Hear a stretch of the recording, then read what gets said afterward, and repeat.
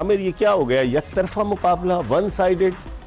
देखिए to be honest Iqbal भाई, इतनी तगड़ी टीम कि मैंने इंडिया की आज तक नहीं देखी। Let's admit that. बिल्कुल ठीक है, fast bowling, spinners, batting, batters, openers, wicket keeper. I mean मैं समझता हूँ इस वक्त तक इन्होंने हर टीम को इस वर्ल्ड कप में टफ टाइम दिया, रोंद के आगे गए हैं।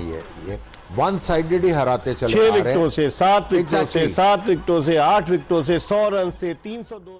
नमस्कार दोस्तों, स्वागत है आप सभी का मेरे YouTube चैनल में। दोस्तों, कल भारत ने श्रीलंका को 302 रनों से हराने के बाद में विश्व कप 2023 के सेमीफाइनल में अपनी जगह पक्की कर ली। भारत के इस शानदार प्रदर्शन पर पूरी पाकिस्तानी मीडिया क्या कह रही है, चले सुनते हैं वीडियो के अंदर। अगर अभी तक आप लोगों ने चैनल को सब्सक्राइब नहीं किया तो चैनल को सब्सक्राइब करें। टूर्नामेंट में कहा था कि अ टीम जिसका चेंज पे बॉलर अच्छा करेगा वो टीम पकड़ी नहीं जाएगी। और अगर आप देखें कि ही is the only Indian team में वाहिद ये चेंज पे बॉलर है। और पूरे टूर्नामेंट में आप स्ट्रगल करें जब भी नंबर 3 आता है। क्यों मैं बात करता हूँ नंबर 3 की? क्योंकि जब ऊपर से 3 आउट हो गए तो उसके ऊपर ये प्रेशर है कि उसने वो प्रेशर मेंटेन रखना है। He don't have to leak runs, plus he have to attack and get wickets.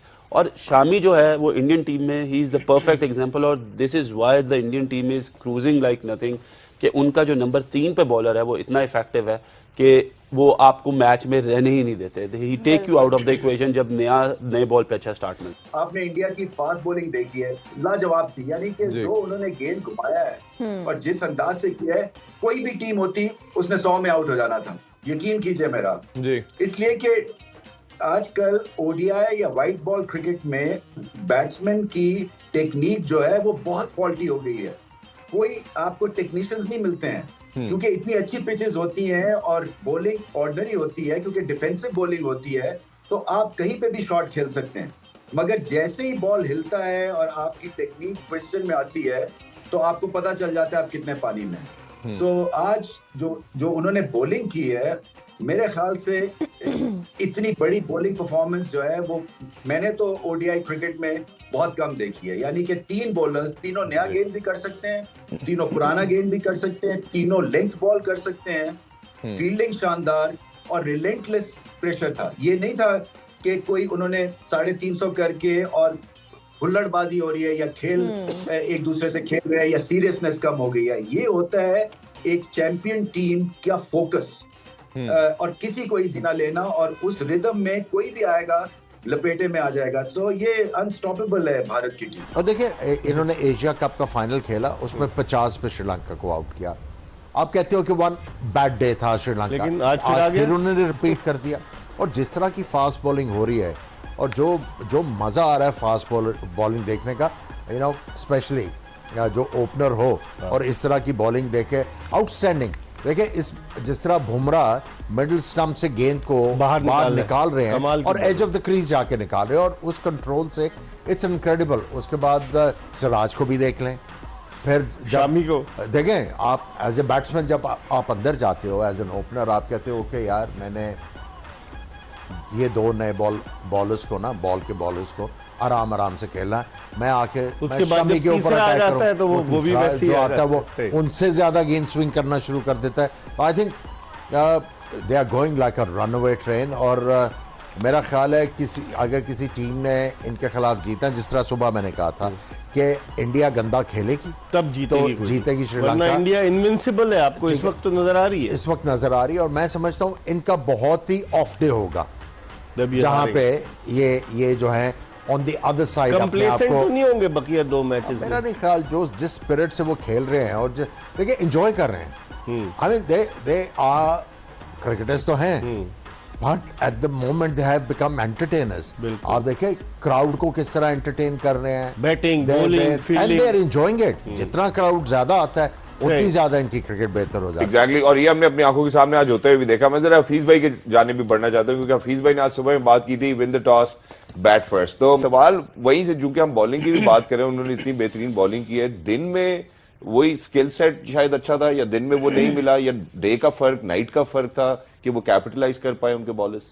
यार वो तो प्री वाली स्टेटमेंट थी ना, वो तो आप रिप्ले करेंगे, ये भी करेंगे इंशाल्लाह। अच्छा जी, बताएं जी। इंडिया, पाकिस्तान, बांग्लादेश, और श्रीलंका जी, यहाँ पे ट्रैफिक में रूल नहीं चलता, मर्जी चलती है। हाँ जी, ठीक है, इसी तरीके से टॉस जीतने के पास भी इनकी मर्जी थी, उन्होंने मर्जी की, जो नजर आ रहा था वो नहीं किया। तो आप देखेंगे एक चीज पिच आपको बता रही है कि यहाँ पे बैटिंग पहले करना ज्यादा बेहतर ऑप्शन है, लेकिन उनकी मर्जी है। दोबारा उन्होंने फिर आफत को खुद अपने गले लगाया, जफ्फी डाल ली पूरी। आप बैल मुझे मार। तो मैं ये समझ नहीं पा रहा कि जब एक पिच आपको ऑफर कर रही है जी, और वो कौन से लोग पीछे बैठ के जो है ये फैसला करवा देते हैं।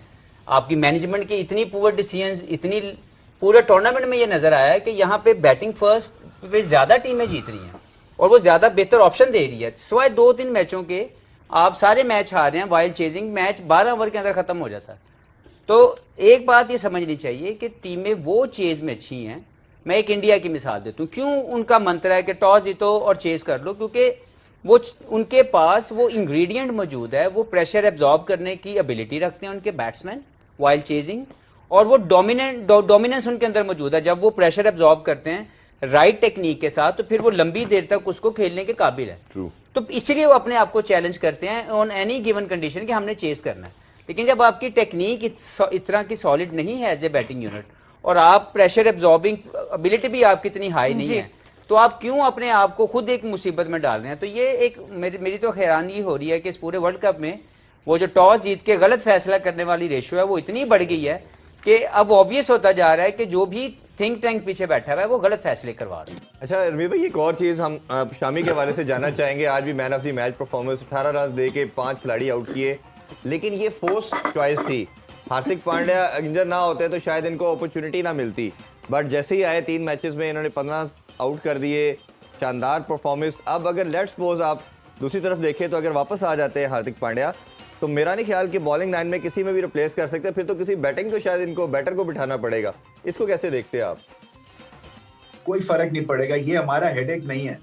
ये देखे जिस मर्जी को खिलाए, वो चाहे लूले लंगड़े को खिला दें, इन्होंने जीतना ही जीतना है वर्ल्ड कप। इतनी बड़ी टीम बन चुके हैं भारत की टीम। ये मुझे, और मैंने कहा भी है, ये जो 80s की वेस्ट इंडीज टीम थी ना, ये उसके एट पार है रिगार्डिंग परफॉर्मेंसेस और रिगार्डिंग जिस तरह से डिफरेंस डाला हुआ इन्होंने। क्योंकि आप चाहते हैं कि इनको मैच करें skill wise, fitness wise, game awareness wise, batting talent, bowling talent wise, ये साथ नहीं किसी को लगने दे रही और बहुत बड़ा गैप क्रिएट कर दिया इन्होंने। और उसकी बड़ी वजह यही है कि इम्प्रूवमेंट है। हर 6 महीने के बाद आप देखेंगे कि स्किल वर्क में बहुत ज्यादा फर्क है और इनको पता है कि इनकी पोजीशंस जो है वो खतरे में होती है, इसलिए पीछे मुड़ के नहीं देखते, जिसको चांस मिल रहा है वो पकड़ के रख लेता है। तो ये एक अच्छी हेडेक है भारत के लिए कि जो भी उठता है वो आके मैच परफॉर्मेंस दे देता है। सो इनकी जो ग्रेटनेस दूसरी यही है कि बेंच स्ट्रेंथ भी उतना ही अच्छा है जितना कि प्लेइंग 11 है। बिल्कुल ऐसे ही मैं करूंगा, मैंने पहले भी शुरू में टूर्नामेंट में कहा था कि अ टीम जिसका चेंज पे बॉलर अच्छा करेगा वो टीम पकड़ी नहीं जाएगी। और अगर आप देखें कि ही is the only Indian team में वाहिद ये चेंज पे बॉलर है और पूरे टूर्नामेंट में आप स्ट्रगल करें जब भी नंबर 3 आता है। क्यों मैं बात करता हूँ नंबर 3 की? क्योंकि जब ऊपर से 3 आउट हो गए तो उसके ऊपर ये प्रेशर है कि उसने वो प्रेशर मेंटेन रखना है। He don't have to leak runs, plus he have to attack and get wickets.